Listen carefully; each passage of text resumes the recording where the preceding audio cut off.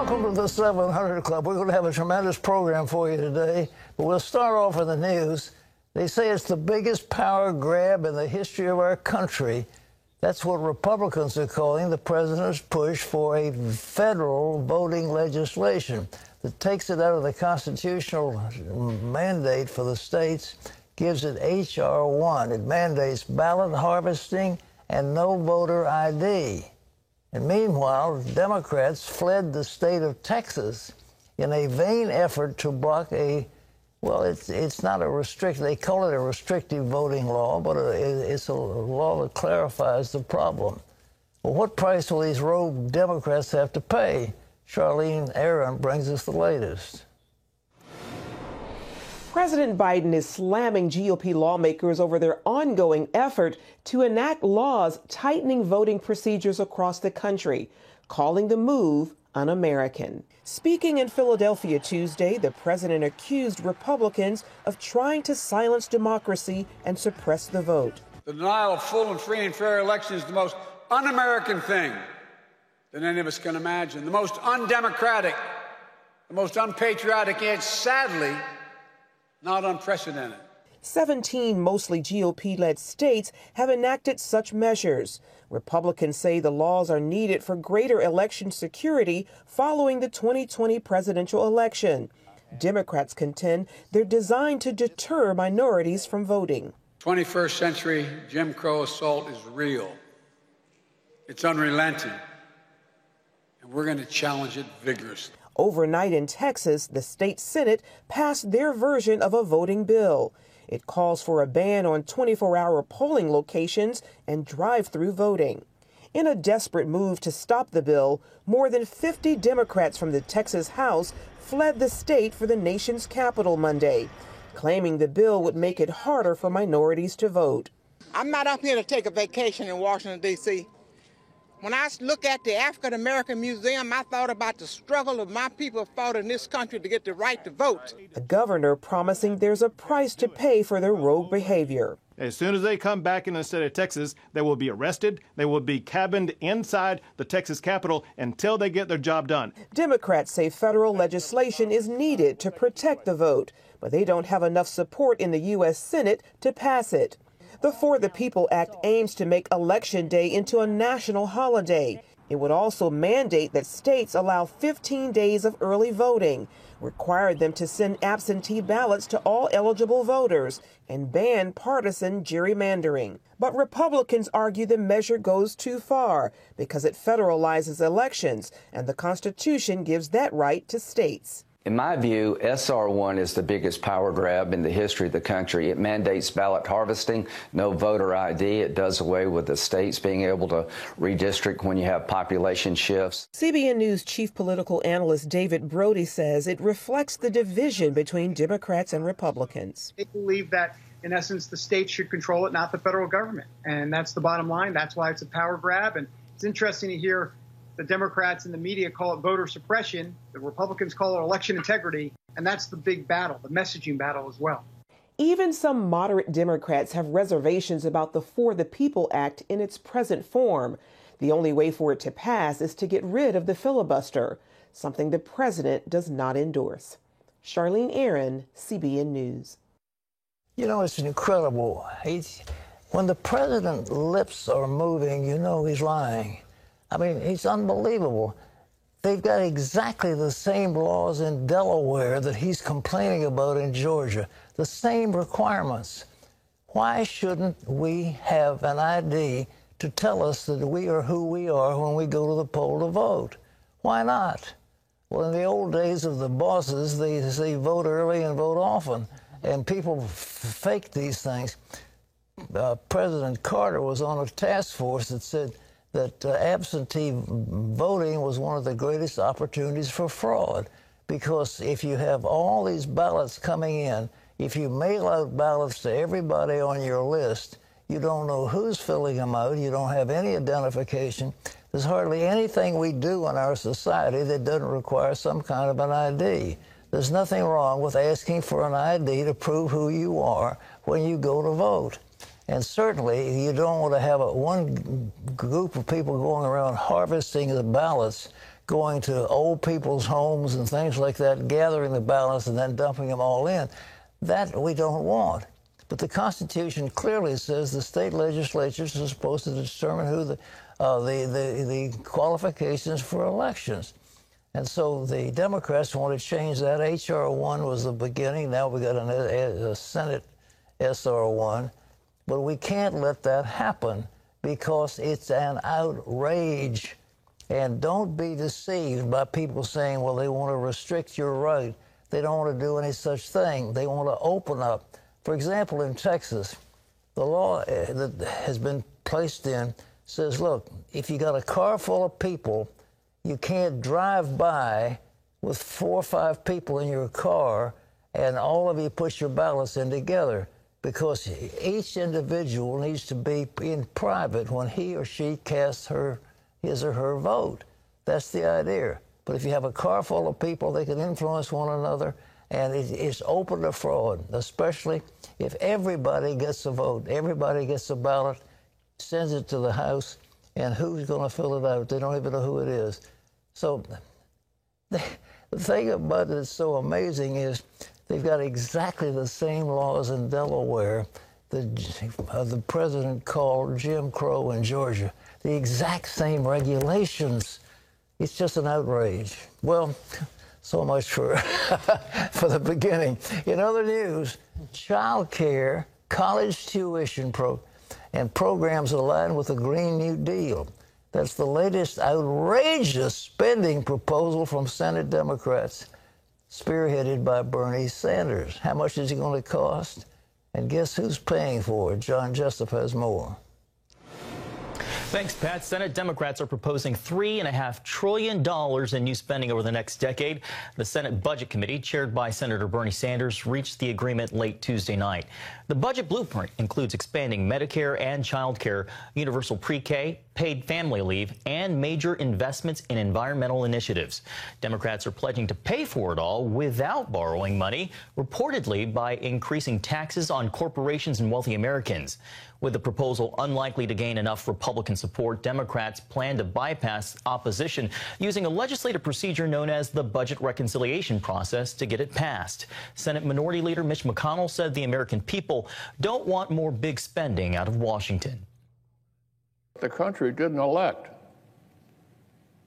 a 50-50 Senate and a president who claimed to be a moderate so that Chairman Sanders could turn America into a socialist country.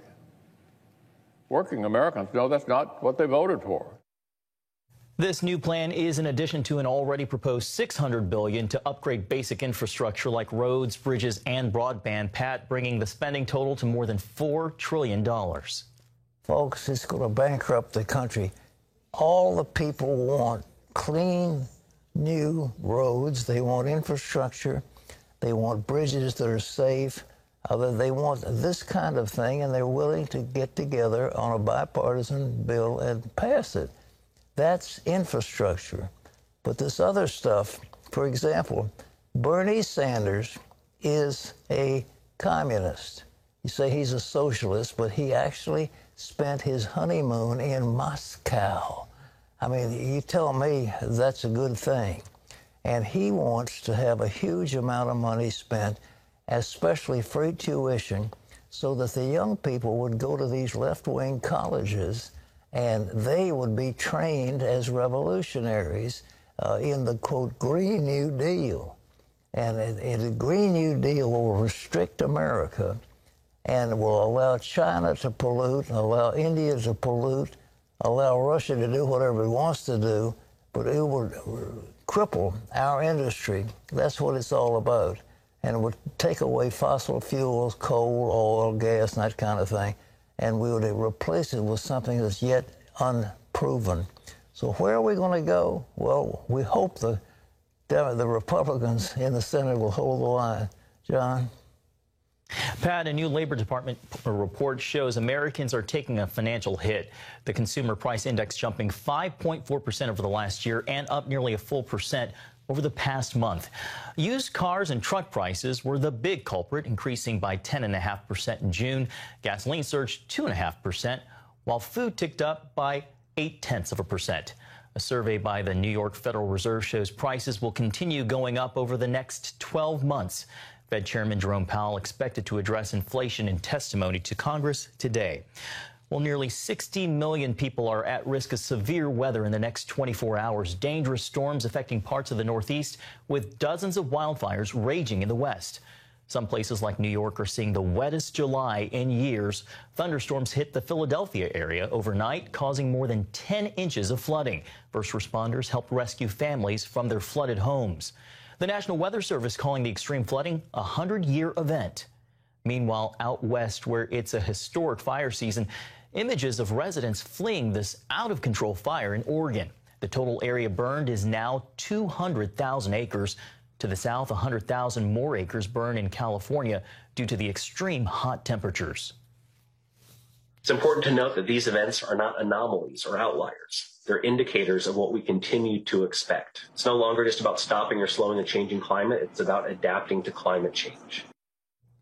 Parts of the Northeast will see more rain and flooding today, while the West can expect more scorching heat and wildfires. Well, turning now to the Middle East and a nation in crisis. Lebanon is facing political and economic challenges so dire it could lead to the country's collapse. As Chris Mitchell reports from Jerusalem, the fall of Lebanon would have disastrous consequences for Israel and the wider Middle East. Recently, these Lebanese demonstrators blocked the main road to Beirut's airport to protest the abysmal conditions inside their country. All the people are hungry and no one has anything to eat. No one can do anything. There's no electricity at home, children need milk, and no one can afford to buy it. That's why we're here. Lebanon's worst crisis in decades includes no functioning government, a national currency freefall, and growing national debt. The world witnessed the catalyst for this disaster last August when this explosion rocked Beirut, sending shockwaves throughout the country. Now, people must wait hours in line for fuel, and that's when it's available. Blackouts occur daily to save electricity, and many hospitals don't have enough medicine. Lebanon's caretaker prime minister is pleading for help from Middle East nations, the UN, and the international community. To help save the Lebanese from death and prevent the demise of Lebanon. Lebanon is a few days away from social explosion. The Lebanese are facing this dark fate alone.